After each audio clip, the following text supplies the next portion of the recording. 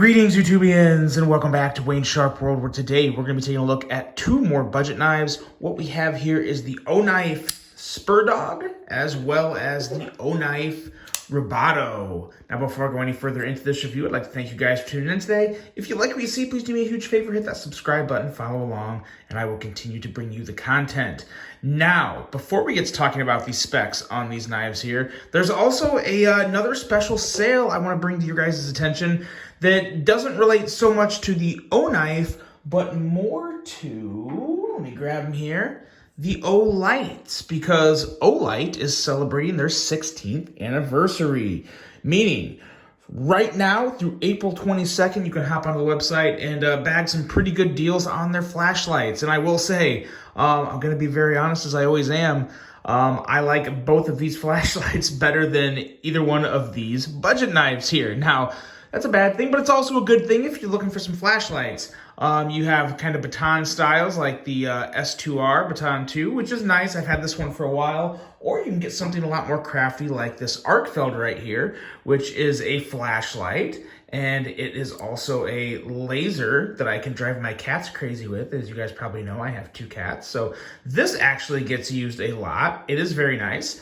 And it carries in the pocket very well. So some really crafty light sources coming out of O-Lite. So there will be a link below to check out the sales they have going on there for the 16th anniversary. And now we can talk about these two, which they're budget knives. They're budget knives. That's the most I have to say for them, but there's a couple other things that are okay. Let's start off here with the Spur Dog.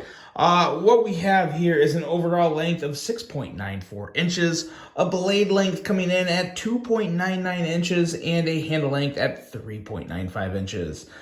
Steel on this is D2. Weight is 3.39 ounces, and the price is $51. So, again, I've always said, you know, I don't mind paying under 60 bucks for D2 if I like the knife. This knife is not quite for me. Now, who would this knife be for? Okay, so if you like assisted knives, this isn't a bad assisted knife. It is assisted, as you can see. I'm barely touching the flipper right here, and boom, blade flies right out. So in terms of the strength of the assistance, it's pretty good. Blade edge is actually pretty decent at D2. I got a reading, and I believe it was 20 thousandths. Yeah, that is feeling right. 20 thousandths, you know, not bad. It's an okay knife. I really get lost with O-Knives, though, because this right here, I've said it before, it kind of screams gas station to me. It's nothing overwhelming or really impressive. But the handle, I will say, the handle I really do kind of like. It's got a nice frag milling pattern. It has a nice color of kind of like a metallic OD green. So I do like that, and it does have a lock here, which you can actually use whether it is open or closed.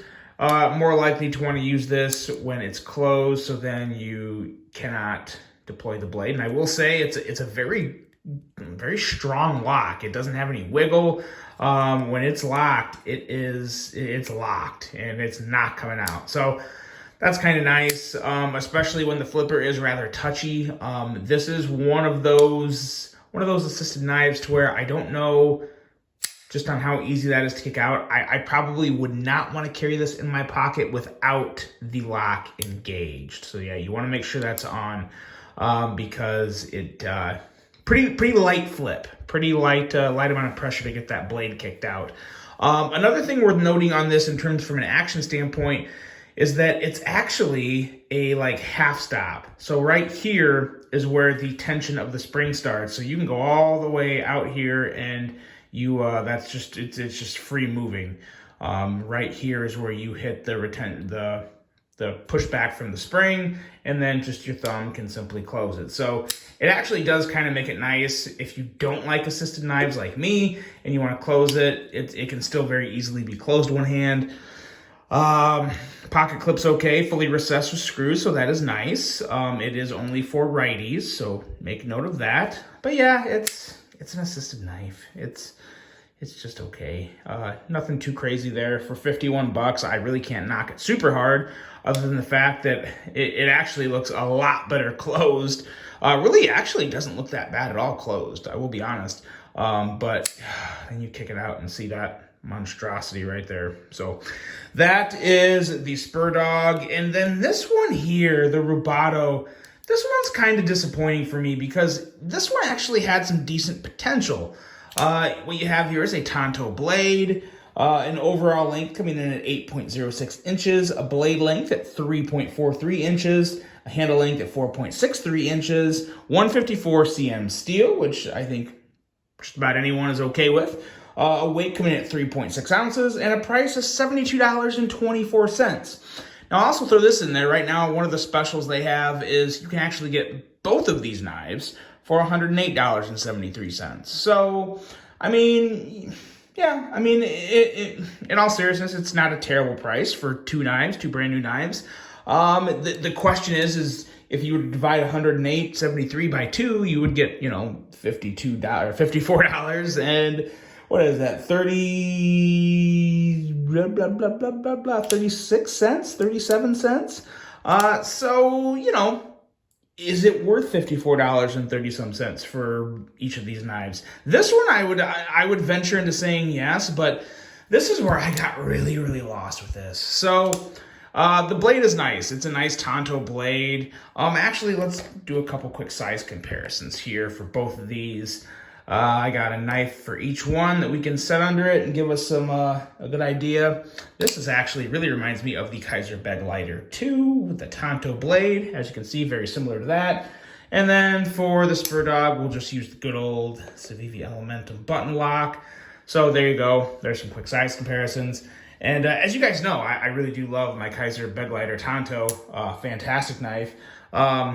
Obviously, I get very, very small vibes of the Tonto Begleiter in this Rubato, but I get lost really quick too because, again, decent edge. I think I had 21 thousandths on the edge here. We're looking at a nice black wash on the blade, which is always good. OD green G10, that's cool. And then they decide to make this look like a gas station knife by these stupid, ugly blue metallic liners that they put inside the handle. I could not believe it. I literally could not believe it.